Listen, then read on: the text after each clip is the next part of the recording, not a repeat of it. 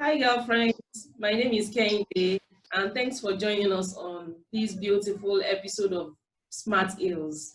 And personally, for me, I hope you will learn one or two things from the experience of the interesting guests we brought on the show for you today. Benny, over to you. All right. Hello, girlfriends. So as usual, we are on another episode of Smart Hills. Smart Hills is a program where we showcase female professionals doing excellently well in their chosen careers.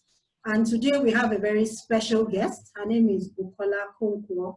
She's the senior HR business partner, currently working in Unilever Nigeria PLC, and she has worked with several multinational organizations spanning from the telecommunication to the oil and gas sector. You're welcome, Bukola. Thank you for joining us today. Thank you for having me. It's an honor to be here. Thank you, Bukola. Okay, the first question on my list for you today, because I've been following you for a while, and you're one woman who is doing excellently well with what you're doing right now. So how has that journey been so far? Can you share your journey with us? Okay, so I can assure you that when I left university, I never thought I was going to end up in HR. Just to give you, yes, honestly, just to give you some insight, when I applied for a degree in university, I actually thought I was going to study electrical engineering. And that was what I applied for at the University of Ilorin. But after spending 2 years, in electrical engineering, I realized that this was not something that was going to work for me. So I actually did a change of course and went into educational technology. And I can tell you that while that was the course that I chose, at the back of my mind, I just wanted any career that would make me travel. I just wanted to travel. My father was he was a diplomat with the Ministry of External Affairs, and he traveled quite a bit, for work. So I thought, oh my goodness, this would be the ultimate. If I could get a job that would make me travel, then that would be fine. So I studied educational technology in university, but when I left, I didn't start, with any flamboyant job. And when I say flamboyant job, I mean, at that time, people were actually getting applying to banks and applying to other companies, and I didn't have that opportunity at the beginning. So I started in a retail outlet, and then from there moved to the NGO world. So how did I get into HR? I worked in a company called the GSM Center, which was one of the first telecoms companies that came up during the mobile boom in Nigeria. And I was recruited as an admin officer. So we were a bunch of admin officers that were recruited at the same time, and they're now assigned to different departments. So lo and behold, I was assigned to work in HR. Wow. And that was how I had a wonderful boss and a female boss, and that was where I learned about, processes. How do you prepare manuals? How do you prepare, procedure manuals, payroll, just the general HR administrative type of work. And that's actually when I got exposed to, oh, this is what HR means. This is, well, more like a personnel admin kind of role, because most of what I did was administrative. But I got to understand what the unit was about and how the unit adds value to a business. And from there, I moved into learning and development. I got an opportunity to work there, started as a junior trainer in MTN Nigeria, and I rose to the position of a team specialist for leading projects, so learning and development projects or training projects in the information technology area. So things like training people on how to use the software systems that were there at that point in time, and then also were also involved in the induction of new employees, and also and then also retailers. So people who were reselling the MTN SIM cards and all that were also involved in training them and preparing them to have successful businesses.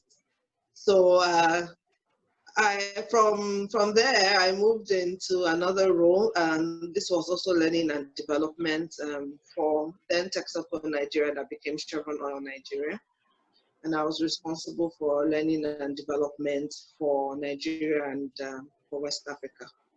So in that role, I learned how to develop leaders for future roles. I mean, to prepare new managers to lead their teams. Because if you understand the concept of HR, usually when people are promoted, they're promoted for their technical competence. But it does not mean that they have the skills to manage people and manage teams. So the idea was to ensure that they were equipped to manage people so that they in turn also could be successful in their different roles. So I moved from Chevron, I moved so I took a short sabbatical. Yeah. I had twin sons, and I was also doing my master's at the same time.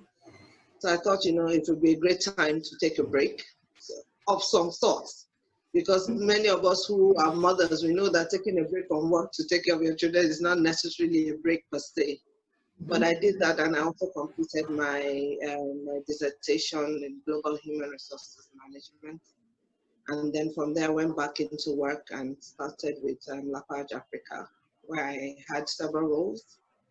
Talent manager initially, and then I moved into the HR business partnering space, where I was responsible for the 2 factories that we had that were at the Wikoro in Ogun State. And then from there, I moved into resourcing and talent, where I was responsible for talent management and also recruitment for the business. And then I left Lafarge last year, joined Unilever, where I'm currently the HR business partner for Supply Chain Nigeria. Wow. What I know that. In fact, you really, what a journey. You really have a very, very interesting and robust story to tell, because you've worked in different organizations, different industries. Yes. So in all these experiences that you've had, can you tell us the highs and the lows that you've had in any of these organizations or in all of these organizations? I can tell you that I think for me personally, my biggest achievement in my career was getting my master's degree. I'm telling you, you may think, why the master's degree? Why not something more maybe exuberant or flamboyant? If you have worked and you studied at the same time, and at the same time having, twin toddlers and twin babies that you're taking care of, that is no mean feat. Exactly. It meant, there were many nights that sometimes I wouldn't have any help at home. And then I had a daughter, and then I had these twin sons, and I would have to I would work all night. So I'll go to work, I'll come back. My husband will be on duty while till I come back, because he works for himself. And then once he comes back, then he goes off to run his own business. Then I'm tidying the house, making sure everybody gets fed. I had my mom supporting me then at a point in time. And then once everybody is settled, then I would start reading. And I would read many times till 6 a.m. the next morning. So for me, knowing that, it took me 3 years to complete this program, but once I was done, I can't explain the self-fulfillment that I felt, because many times I felt like giving up. Sometimes I thought, let me just take a break, put a pause on this and just face work or face the house. So it was really tough. But for me, this was my greatest achievement in my HR career. And also putting in mind that I had applied to some jobs that I lost because I didn't have a master's. it because I wanted to drive my career, and so this was the greatest one. I think the second one that I think of was I can think of is when I was nominated for HR Manager of the Year in 2017. I mean, it was an anonymous nomination, so I really don't know. I just got an email saying that I was nominated for this, so I was like, does this mean that people are giving? I mean, what was the criteria? How did they, how did my name get selected? And I can tell you that, when I saw the other names, the other nominations as well, aside from mine, I was like, wow, this is not, this is a great honor. And I mean, I made it to the top 5, and I mean, it was just a wonderful feeling, just knowing that, someone somewhere thought I was adding value and submitted my name. Those were the top 2, I can tell you. Thanks for sharing. Okay, what about the lows? Any lows? Oh, there are lows though. You can't, in HR, when you're managing people, sometimes there are a lot of unexpected things that come your way, and some things that you really can't anticipate. I think for me, the saddest, for the lowest and also the saddest, was losing a colleague. Wow. Who had, served the business for about 19 years, and I had seen him, just the Friday before the weekend, and only to get a call on Monday that he had passed. For me, that was still brings about some, some deep feelings, because he was just he was a great part of the business, is what I'll say, and it was sad to have to be the one to announce his passing as the HR person, to make arrangements for his funeral, for his terminal benefits. It was still an unpleasant experience. Yeah, I can see it on your face that you are shaking by it. Yes, and imagine that this was like almost 5 years ago, but still, the feelings are fresh. The other low is, part of HR is also carrying out redundancy exercises. And many times the people who are impacted are people that you know. And then these decisions have made, and I mean, you're in HR yourself, so you know what it's like. Yes, we can relate. It's a necessary. Yeah, you can't share it. Yes. But you know that the business also has to make this tough call sometimes, and someone has to be there to execute. So for me also, it's a low, because you really like to keep everybody, but in reality you can't. So for me, that is also one of my lows in HR. Thanks for sharing that. And we are so sorry about your lost colleague. May his soul rest in perfect peace. So, question is, you mentioned earlier that while you were trying to get your master's and all of that, you were battling with raising your children, having to go to work and all of that. So how are you able to integrate your work with your life as a professional woman? Yes, especially with the experience that you got during that period. It's not easy being a mother and a career woman. And I can tell you that, I cannot tell you that there are 5 steps to success. Many times it's a juggling act. You have to weigh your priorities at every point in time and decide, what is important right now. And then the thing is that the higher you rise, the more responsibilities you have, and the more challenging it is to find a balance between, work and home. So some of the things that I've learned, sometimes through very painful experiences, but the first thing is that you need to create boundaries. You need to be able to tell yourself when you need to stop.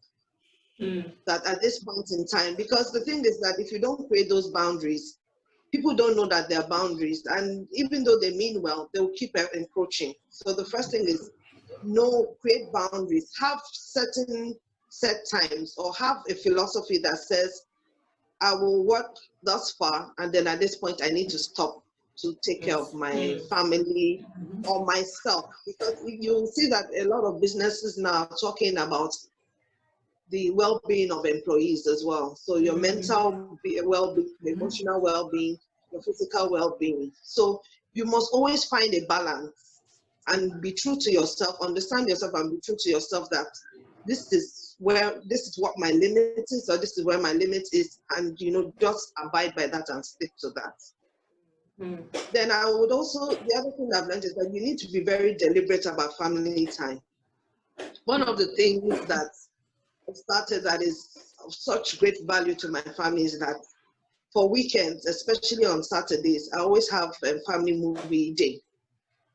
And then of course there's always something special to eat, whether it's small chops or pizza or ice cream or whatever. And I found out that the value to my children and my family when we do this, either Saturdays or Sundays, it's really, really great. It's the time that you get to see them interact with each other, see them, encourage them to interact with you and all that. And for you to be able to do that, you really need to have shut down work mentally and really be fully focused, at home. And many of us know that this is a struggle, because at the back of your mind, you're like, did I send out that email?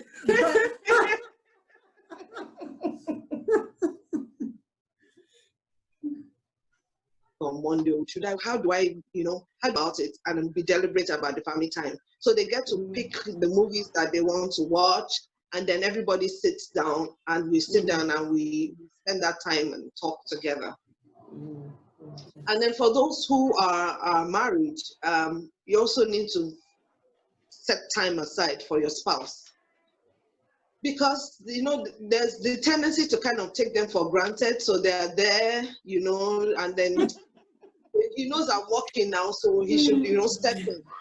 And you should understand, he knows I'm working. Exactly. I'm not playing now, I'm not, I'm not laughing around, but he's supposed to understand. And there's the tendency to forget the us time. So every at least 2 weeks or so, I try and set out, a date. We have a date. So it's either in the evenings or during the day, where we just go out and we leave the children and alone, and we just spend time to talk, or we're driving in the car or whatever. These times are really very important, because that once you leave the corporate environment, it's your family that you have. Exactly. It's your support. So you also need to make sure that is kept intact. And if you're someone like me who re-energizing outside work, so for me to keep going at work, I need to come out of that system and spend time with other people, and then it frees my mind, and then I can go back into work. So it's important for me to make sure that those moments and those times are kept sacrosanct, so that I can continue to give back, and then there's a good balance in everything that's going on. And then, of course, the other thing that I love doing, which I started a couple of years ago, but for COVID, we may not have been able to do this year, is family vacations. And a family vacation does not mean that you're going to the US or to the UK, or to Dubai, as the case may be. It could be just spending a weekend at home away in a hotel, and it's just us, and we just do our own stuff. The children have time to play around, we get time to talk and all that. And I found out that I learned this the bitter way, because I tend to be an overachiever. So I keep going and going and going and going, and I don't know when to stop. So I found out that there was too much of an imbalance. So I had to deliver. I started it, and I just kept at it and kept at it and kept at it. So now it's a family tradition. We know that so we now know that we can't go anywhere because of the COVID situation and the restrictions, but even within our own space, we still have our family, we still have our movie night. If we're not watching TV, then everybody's going out for a walk. We're just finding one kind of activity to do together. It's really important. It's really important. You need to be deliberate about having that work-life integration. And I like your idea of having a weekend away with the family. I really like that. Going to a hotel or just traveling, even if it's just to a neighboring state, it doesn't need to be anything expensive or lavish.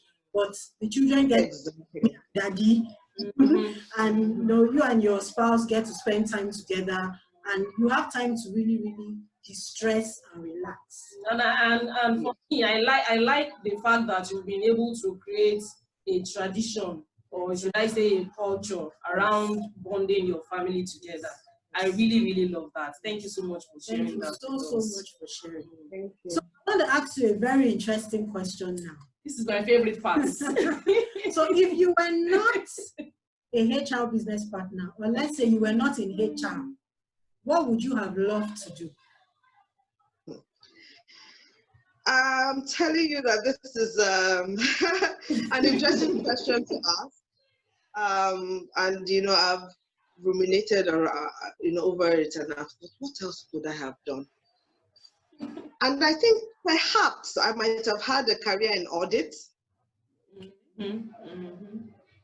So looking into processes, looking for what's working and all that, because by nature I'm a bit of a structured person. So I like to plan things almost like a project kind of mind, do things in phases one after the other. So I think maybe a career in audits might have been something I would have done. And of course that would have involved traveling. So, there's that in mind. The other thing I thought of is that I would have probably done something that had to do with books, because I like to read. And not non-fiction books. I like to read fiction books. In fact, one of the reasons, one of the things that endeared me to my now husband was the fact that I had shared with him that I had this dream of having a library of many books, and I'd like to have like a place where people could come in to read, and maybe like a book cafe. I mean, I'm someone that has always been part of, like reading clubs, book clubs and things like that. So I would have wanted something like that where people could come in and children could come in and sit down and, rent. I actually started a business once where I bought books and I rented a shop for people to come and rent books and movies, things that people could do to relax. So that's also another thing I could have done. And then, of course, a little dream that I'm kind of nursing is that of teaching in a school of management, sometime in the future, where you talk about business practices, how a business should run, how leadership should behave, within the company and as an entity. So it could be any of those three. That's interesting. I actually like the part about the library. It's something that I also have like a future dream, because I realized that even if you go around Lagos, you can't really pinpoint a library anywhere. And exactly, the sort of vision I have is in every community, there should be one standard library that people can just stroll in the evening, pick up a book, read, have a cafe like you said. So it's a very, very good idea, and I'm going to I think we should talk.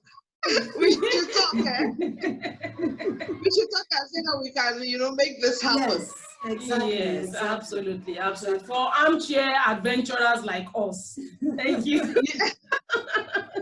I noticed you didn't say anything about being a travel agent. I was thinking you're going to say, oh, I'm going to open a travel company or something, since you love to travel. No, I don't want to organize the travel. I want to be the one traveling. Don't worry. HRGT Explorer will take care of that for you. Exactly.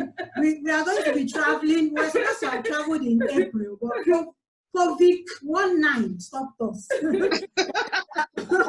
But we are still working on it. We had several places we wanted to visit when we're drawing out our travel plan in January. And we are hoping we must visit at least one or two before the year ends. So we'll definitely keep you posted on that. I'm game. I'm game. Thank you for sharing that with us, Bukola. We really appreciate. So how does Bukola unwind? You've mentioned family time, going out, date nights, and all of that. So how do you unwind? Apart from So typically, Yes. yes. So typically, so before COVID, when I've gone to work and I've had especially very long and maybe had a difficult day, one of the things I do is that I like to get into my room and I lock my door. Okay. I take a shower and then I turn on the television. And then I like watching old reruns of comedies, things that are very light. So things like Friends, things that will make me laugh. It doesn't matter how many times I've watched it. I look for an old comedy and I use it to detox from the day. Then of course the days that I feel very so when I'm not being paying much attention to my diet, I'd like to have a cup of ice cream while I'm watching this, Indulge. No phone calls. No phone calls, no distractions. My children know that during this time, it doesn't matter how many times you knock on the door, I'm not going to open the door. This one is I will come out when I'm ready. So they're used to that. So I do that as like an immediate way of, relaxing. And then when I've maybe about 30, 45 minutes after, then I can come out and say, okay, so how's everybody doing and all that. I really need that time because sometimes, especially if you've had a difficult day, you have to be sure that you're not transferring the tension of the office to home. So I need that time to transition into, okay, from work to mother to, to spouse. The other thing I do is that I exercise. I walk for an hour almost every day. Yay, fit farm. Yeah, so fit farm. And for me, it helps me sleep better at night. And then I use that time also sometimes to make calls to non-work related people. So I'm calling friends, school friends, family, people just to talk about, how you guys doing and all that. So I use that. Yes, catching up with people and reconnecting with others. Because I believe that, no matter where you are, even if you're working in the corporate environment, you must keep your personal networks. It's very, very important. Very, very important. Very. Yeah. And then the third thing I do is that I read. So I have a Kindle app installed on my tablet. So I read. I have, I don't know, maybe over 1,000 books there, and also a library of over almost 1,000 books as well. So physical books and electronic books. So I use that to escape into my fantasy world, where everything works, and everybody is happy. Don't worry, Bukola. Myself and you will talk about this after this program. Yeah, so we'll talk about this after the program. Absolutely, We'll talk about it after this program. Yes. So that's typically what I do to unwind. Wow. And then when possible, I have him to go and watch movies and all that. That doesn't happen as often as I'd like to, but the other things that I mentioned happen more frequently. Thank you. Really, really interesting things that you do to unwind. I've taken a thing or two from that, and I'm going to start practicing. I actually love watching comedies. I love to laugh. Yeah. So whenever I feel stressed, I do that as well. Just watch and laugh and just make myself happy. So thanks for sharing. So lastly, what advice would you give to budding and aspiring female professionals out there?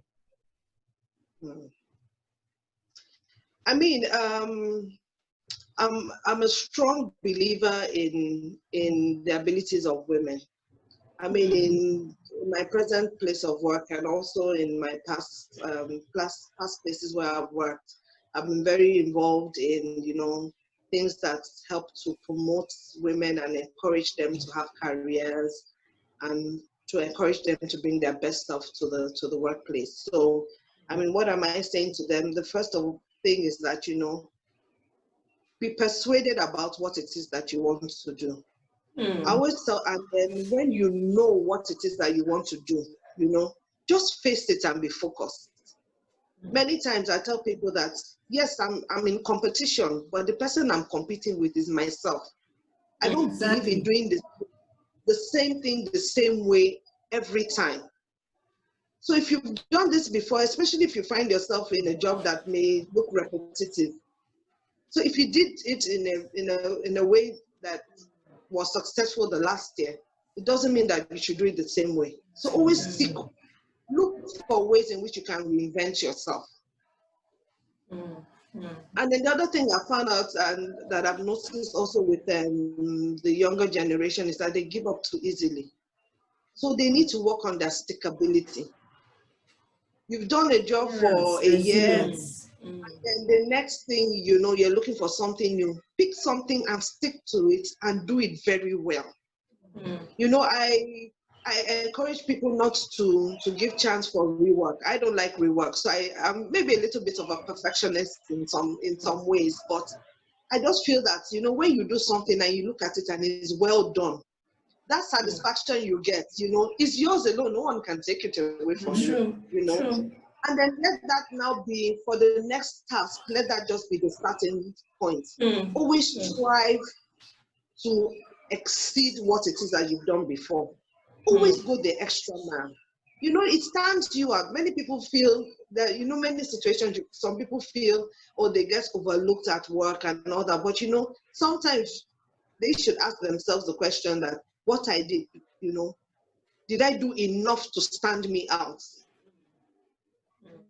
And I want to share a story here, as a child, I don't know if this happened to either of you, but as a child, my mom used to buy like maybe 10 years of material. And then, everybody, she was so different outfits, sometimes the same outfit with everyone. And I never liked it. I never liked it because I just felt that I always got lost in it because I just looked like everybody else. And I never wanted to look like everybody else. I wanted to be my own self. I wanted to stand out in everything. So when I'm doing things, honestly, even when I'm going to work, I have a prayer that I always say over and over again that, Lord, let me help me stand out today. Help me make a difference today. Help me do something that would stand me out today. Give me the wisdom to stand out today. So I make a lot of positive confessions about when I'm starting my day because I believe that the words that you speak can frame your day, can make it positive, can make it go, in a more positive than just, just entering your day and taking whatever comes your way. So I also enter your day deliberately, and when you get to work, be at work, be present, and do your best. Do your best, challenge yourself to do your best, be your best at every point in time. And I feel that, when you have that singleness of mind, honestly, it takes you very, very far. The other thing I'm going to say is that know your business, no matter where you're working, no matter what industry you are, whether you're in telecom, you're in oil and gas, you're in manufacturing, you're in banking, whatever profession you find yourself in, know that business very well. And alongside with it, I always say also know your numbers, because as an HR person, believe it or not, that match that you thought you left behind the secondary school, you need to bring. Yes, exactly. Because a lot of people actually come into HR thinking, there's no calculation in HR. Not in the age of absolutely. Not even So when they now. get into the profession, they are wondering, all these maths people are giving me. So girlfriends, there's calculation in HR. So if you are running away from calculation, you can't get away from it. Yes. You must be numerate, you need to know your data, know your numbers, know, no matter what it is that your business is doing, know it and know the numbers. And you know, it's not something that comes easy, but sit in every meeting. Sit in every meeting, sit with your business partners, learn their language, speak their language, know the business. So when you're talking, you know, you're coming also as, you know, as a contributor to the business, and you know that, okay, when I speak this language, they will hear me, and then I can also chip in the HR bit, which they will be able to make. Yes. So be So you're not numerate, just know the your tissue lady. Yeah. exactly. You know what? And just you know, give me the numbers, give me the staff list. No, you have to be more. Supposed to be more, and by doing that, by knowing your business and knowing your numbers, you will certainly make a difference. You know, in your space. Yes. Then the other thing I'm going to say is two things that I want to add. You need to develop yourself too. Too many times I find people saying, oh, the business is not investing in my training. I can't remember when last I did my training and all that. See, that era has actually passed. You have to decide what it is you want to be and get the resources and, you know, and equip yourself to be effective wherever you are. Yes. Honestly, if the business sees you investing in yourself, you know, the business can see that you're doing extra. They know that you're knowledgeable, you know what is happening in the HR, in the global space, and you're bringing this information and this knowledge to the business, you know, developing yourself. Like I always tell people, when you leave the industry, it's yours forever.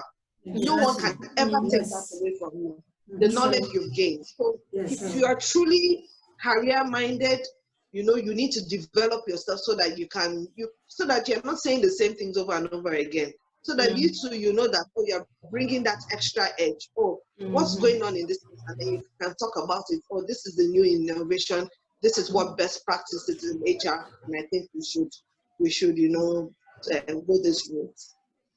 And the last thing I will say is grow your networks. Not just in the office. So I'm not just saying have friends at work and all that, but professionally too. Grow your network. Be part of a professional network. You see, you know, the wealth of knowledge that you know that is available when a group of professionals come together. Nobody has the same experience, but you can learn and grow so quickly. Yeah, you can tap from everybody. Learn a thing or two from everybody.